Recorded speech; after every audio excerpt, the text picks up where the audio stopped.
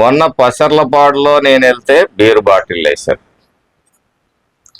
ఆ రోజు నేను చెప్పా, నా మీదే కదా వేసింది, నేను చూసుకుంటా, మీరు ప్రశాంతంగా ఉంది, మీరు గొడవలు పడద్దు. ఈ రోజు మాచర్లలో రాంబాబు మీద ఏదైతే జరిగిన దాడి ఉందో, ఇది వారం 10 రోజులుగా జరుగుతున్న కుట్ర.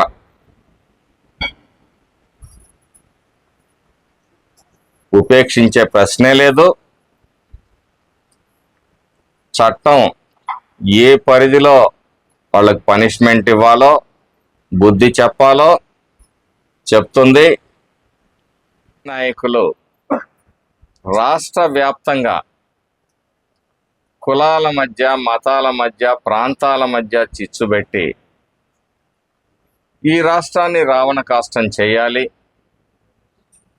అబద్ధాలతో, అరాచకాలతోటి, దోపిడీలతోటి, దౌర్జన్యాలతోటి ఈ రాష్ట్ర భవిష్యత్తుని మరి గత 5 సంవత్సరాలుగా వ్యవస్థల్ని అన్నిటినీ విధ్వంసం చేసి ఈరోజు అన్నీ చక్కబడి రాష్ట్రం అభివృద్ధి దిశగా, సంక్షేమం దిశగా ముందుకు వెళతా ఉంటే మొన్న కడపలో చూసాం, ముస్లిమ్స్ మధ్య, హిందువుల మధ్య గొడవలు పెట్టే ఒక కార్యక్రమాన్ని.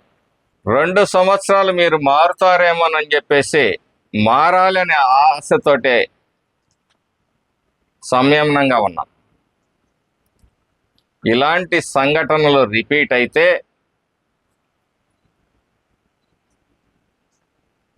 పరిస్థితులు, నిన్నటి వరకు ఉన్న పరిస్థితులు రేపు ఉండకపోవచ్చు. దానికి వైసీపీ నాయకులే బాధ్యత వహించాలి. అసత్యాలు, అరాచకాలని ప్రోత్సహిస్తూ జగన్మోహన్ రెడ్డి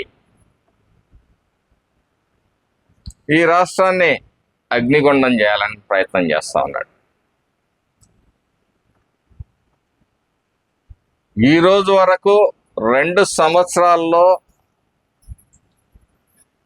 వాస్తవంగా తెలుగుదేశం కార్యకర్తలు, నాయకులు ఎంతో సంయమనంతో పార్టీ ఆదేశాలని తూచా తప్పకుండా పాటిస్తూ మాచర్ల నియోజకవర్గంలో ప్రశాంతతని కాపాడే విధంగా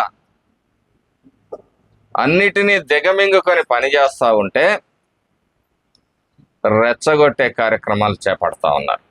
మాచర్ల నియోజకవర్గంలో యువత ఆలోచించాలి. ఈ రాష్ట్ర భవిష్యత్తు బాగుండాలన్నా, మీకు ఉద్యోగ ఉపాధి అవకాశాలు రావాలన్నా కూటమి ప్రభుత్వం అధికారంలో ఉంటేనే సాధ్యమవుతుంది. తప్పితే ఈ గొడ్డలి పార్టీ వల్ల ఏమీ కాదు అని చెప్పేసి మీ అందరూ కూడా